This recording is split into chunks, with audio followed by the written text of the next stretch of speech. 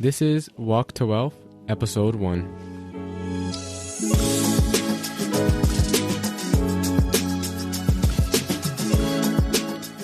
My name is John Mendez, and I am your host.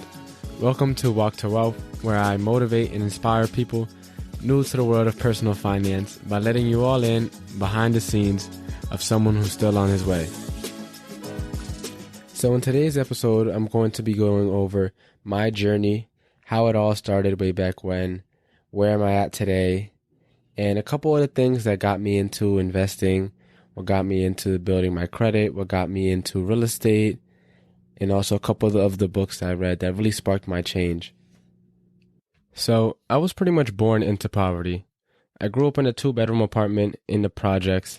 There's about 9 or 10 of us between me, my cousin, my uncles and aunts, and my grandparents squished up in there. And for most of my childhood, I pretty much slept on the couch. That was my bed. I didn't even have a room. It was right in the living room. I slept right on the couch. And, there would be days there when my grandma had to boil hot water just so I could take a shower. No one in my family was wealthy at all. We were far from it. I had immigrant parents who were never married, and they separated early on. My father was very much absent in my life, and my mother and I never had a good relationship. My grandparents on my mom's side, who were also immigrants, raised me, but they barely spoke any English. My Spanish wasn't as good as it is now, so it was pretty hard to communicate with them very early on. And up until I'd say about high school is when my Spanish really started to evolve, and I was able to hold a lot deeper conversations with them. In the eyes of society, I would pretty much be given a pass. It would be okay if I decided to say screw the world and life isn't fair and decide to never pursue financial independence. But I decided from the age that you're able to make conscious decisions, everything that happens in your life falls on you. So although in the lens of society, I have enough things that I've been through to be granted the victim card and just be able to use the victim card whatever I want to make excuses for myself. But I choose not to do that. And although that's how I was brought up, I'm not going to let that dictate my future. So now that we've got my upbringing out of the way, fast forward a little bit to 2019. In 2019, one of my friends, Marcus, invited me to join Robinhood. And I don't know if this was through a conversation or if he texted the group chat, but he sent out a link to download Robinhood and get a free stock. I ended up downloading the link. I got my free stock, and I was just watching it for a while. I didn't know anything about investing in the time. I didn't look into it, which I definitely should have. And after, I don't remember what was the duration of time, but after about a month or so, I believe, the stock started to go down. And then, although it was a free stock, so I wasn't losing any of my own money, I didn't like the idea that the stock started going down. So I sold it, and then I eventually deleted the app, and that was that. Now, fast forward to July of 2020, my friend M told me about this credit builder app called Self. And the way Self works is you sign up for the app and you make monthly payments, and you pick the amount that you want to pay. You pick the time period that you want to pay for. And at the end of the time period, once you make all your monthly payments, you receive all the money that you paid minus the interest. And it pretty much just shows to the credit bureaus that you can make on-time monthly payments, and it helps you to start either building your credit or it helps you to start fixing your credit. And so that's what I used to start building my credit back in July. About 2 weeks after that, this is when I was still banking with Bank of America. I applied for the Bank of America rewards card, and I got approved for $500. And that was pretty big for me. Fast forward to late August, me and one of my boys, Peter, we worked at jobs that were across the street from each other. So whenever we would both get off the clock at the same time, we would walk downtown together before we split ways to end up going home. And we always get into conversations, deep conversations. And he's also into finance himself. He one day told me about Tesla. Tesla was doing a 5-1 stock split September 1st of 2020. I didn't know anything about investing. As I said, I downloaded Robinhood in 2019, and that was that. And he was just like, John, you're getting your college refund, look into Tesla. It'll be a good place to put your money into. And so I ended up not looking into Tesla at all. I just pretty much followed his word, and I took his word for it, and I decided to put some money into Tesla. And I think I started with about $1,400 I put in, and that was all college refund money that I got back. A little more fast forwarding. Now we're in November of 2020, and I don't really know what inspired me or what motivated me to go to Barnes and Nobles, but I'm so glad that I did, because I ended up going to Barnes and Nobles and I picked up 3 books. I picked up Rich Dad Poor Dad by Robert Kiyosaki, Index Fund for Dummies, Forget Who's That by, and I Will Teach You to Be Rich. And this is really when my whole personal finance world really took a giant 180, because once I picked up those books and I read Rich Dad Poor Dad, which is the first book that I read. It really planted a seed in me and got my fire started.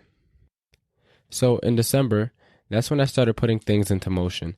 After reading Rich Dad Poor Dad and the seed was planted in my head, I read I Will Teach You to Be Rich. And from that book, I started looking into checking accounts and savings accounts. I opened a checking account with Charles Schwab and my online savings account with Ally Bank. And I started learning more about credit cards, and I was pretty much watching YouTube videos every day about best checking accounts, best savings accounts, best credit cards. And I ended up applying for my first Chase card, which I was approved for instantly, which was super amazing for me, because that was my first kind of baby step into the world of points and rewards and travel. I also that month signed up for a wholesaling class, and I was able to finish that class, and I got my LLC filed, I got my logo, and I got my domain name, and I was ready to get going into the world of wholesaling. And for those of you that don't know what wholesaling is, pretty much wholesaling is, so let's say someone wanted to sell their house for $100,000. Typically this house is probably distressed. I would then get it under contract and assign that contract to someone else that wanted to buy the home, typically an investor, for $110,000. I would then pocket the $10,000 difference, and that's a very oversimplified version of wholesaling, but that's what it is in a nutshell. And so December for me was the month where I finally got the ball rolling and started putting things in action.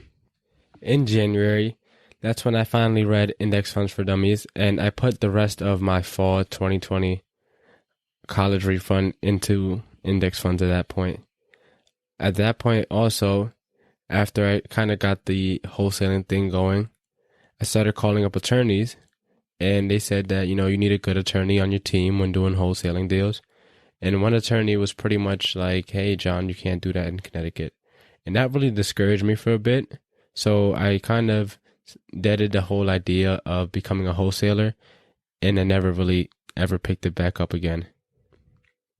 Fast forward to March, I enrolled in Real Estate University to take my real estate classes, and I was kind of over school at that point, so I decided to stop showing up to my college classes, which were all completely online. And fast forward a little bit to the end of the semester, I decided to officially drop out in May, and I picked up a job at K Jewelers, and I picked up my job at the restaurant again for the summer, and I decided to work 70-hour work weeks while pursuing my real estate license. I failed my PSI exam twice. The first time I did not study at all. I never really studied in school, so I was like, hey, might as well not study again. Failed it. I was 7 points away, I believe. And then the second time around, I failed it again. I studied probably for like an hour, and I was 1 point away. And after failing both times and paying to take the exam both times, third time came around, and I started studying, and I would spend a lot of time while I was at K Jewelers studying for my PSI exam. And the day I finally passed it was September 3rd, which was the day after my birthday. It was a Friday, and I was headed back from New York, and I had to clock into the restaurant right after that. So that was a pretty exciteful day. So pretty much what I did to pass the test the third time around is I memorized the questions that they asked, because between the first and second test, I noticed there were a lot of similarities and some questions were exactly the same. So I just memorized them. I tried to write them down as soon as I came out of the test. And then when I came back for the third test, I just went over those questions. And then I ended up passing the third test with flying colors. And throughout the summer, I was in communication with Keller Williams and with Coldwell Banker, and it was between the two of them. I interviewed EXP. They tell you to interview several brokerages just so you can get an idea. For the most part, most brokerages offer the same thing. You just really have to see where you can see yourself starting your business. You kind of have to go with your gut feeling at first. I decided to choose Keller Williams, and I believe that's the best decision I ever made. And so I officially became licensed as of September 15th. I became licensed. After a while of working at K, I would kind of use a lot of my time there to spend on real estate stuff anyways. And my manager she got the idea that I was doing more real estate stuff than actual K jeweler stuff. So I decided before she fires me, or before I just ruin my own personal image, I was like, hey, I should not be working here if my heart is somewhere else. So the last week of October, I spoke to my manager and I decided to put in my 2 weeks. And that was the first time for me because I never actually quit a job before. And K Jeweler was pretty good to me. I learned a lot while I was there. It was like kind of the training wheels to sales, because it was still kind of like a job in a mall, but there were a lot of stuff that they did that I'm planning on implementing in my own real estate business, because for the most part, sales is sales. And so as of November, for the first week of November, I was officially full-time in real estate technically. And so that was pretty much a super summarized version of my walk to wealth. And so where I am today is December 28th, the day that I'm recording. And as of now, I have 5 credit cards. 4 are with Chase, and one of those credit cards is a business credit card. And then the remaining card is with Bank of America. And across all 5 of these cards, I have access to about $14,100 in available credit. My credit score right now on Experian is 728 as of today, and it's 734 and 735 on Credit Karma. I also have a little over 170,000 rewards points with Chase, which I don't plan on using quite yet. I'm working on my sign-up bonus for my current Chase Inc. Cash card. But in the future, once everything calms down, I plan on starting to cash in on a lot of these points and start traveling for free. This past year, I was also able to read 13 books. I'd say my 2 favorite were I Will Teach You to Be Rich, just because of all the practical information that it gives you and stuff that you can implement in your daily life right then and there as you're reading the book. That's kind of the whole purpose of the book. My second favorite book was Think and Grow Rich. That's more so like a mindset book, and kind of the idea behind that book is pretty much what the cover says. Is if you think that you will become rich, you will eventually start attracting things that will eventually make you rich in a way. That's kind of what the book is in a nutshell. So those are my 2 favorite books that I've read so far. I also closed my first real estate transaction. After December 14th, I had my first offer accepted. 2 days after that, I went up to Norwalk and executed my first lease with my client. So pretty much that deal is pretty much a done deal now. So I have a transaction technically under my belt now. I have a couple clients that I'm working with currently. So my real estate business is starting to get off the ground a little bit. A lot of my leads, well, all of my leads so far have really been through, all through referrals from other agents in the office. Just from me, showing up every day and being that kid that's hungry, that's passionate, that's ready and willing to work.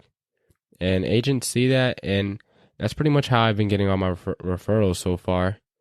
But I have a lot of potential leads that I'm planning on working on for 2022. So 2022 might be a very big year for me. A lot of potential buyer leads that I have working on a lot of people in my circle of influence.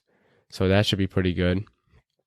I have around close to double my student loans invested right now between index funds, ETFs, individual stocks, and cryptos.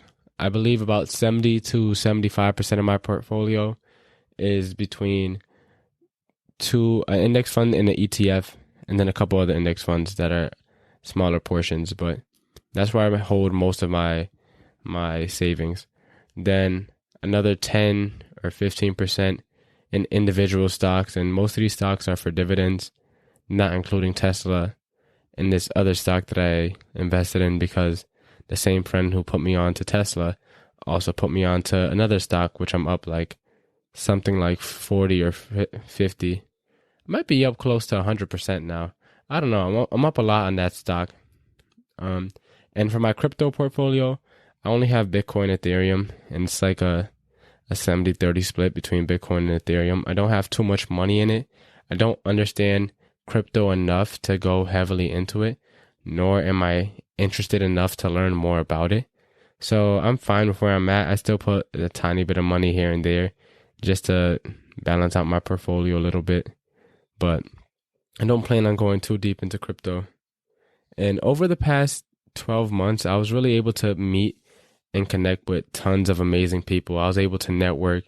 I've been able to meet people who are millionaires. I've been able to meet people who own over 100 rental properties. I've been able to meet people who have super successful agents and have teams, and everyone kind of in the middle so far. And it's really been a journey. It's really been fun. There's a lot of things that I learned so far that I'm going to change in the future, so I make sure that doesn't happen.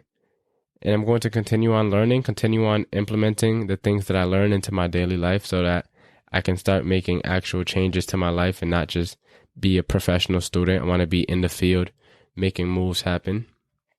But that's pretty much a quick wrap up of where I'm at today. So I made this episode, the first episode, so you guys could hopefully relate to my story. And although you may not have had similar struggles to me, you may have had more struggles, you may have had worse struggles, you may have had less struggles. I share my story with you to show you all that we all have bad cards that we are dealt in life. And I'm not going to sit here and act on my podcast like everything was all sunshine and rainbows because I started pursuing financial independence.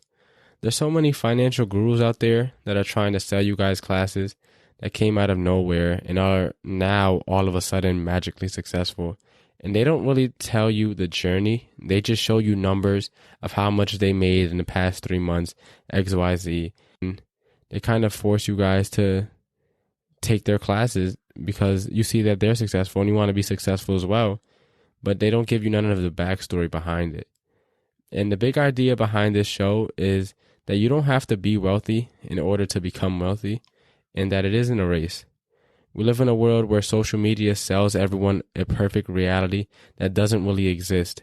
And we get too caught up comparing ourselves and where we are in life as to where that successful person down the street and where he was in life at that same age.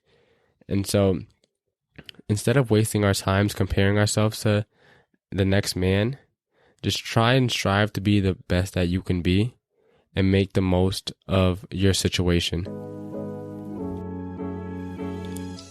Thank you guys for tuning in to today's episode. Again, I am your host, John Mendez. You can find me at JohnMendez_realtor and at Walk to Wealth on Instagram.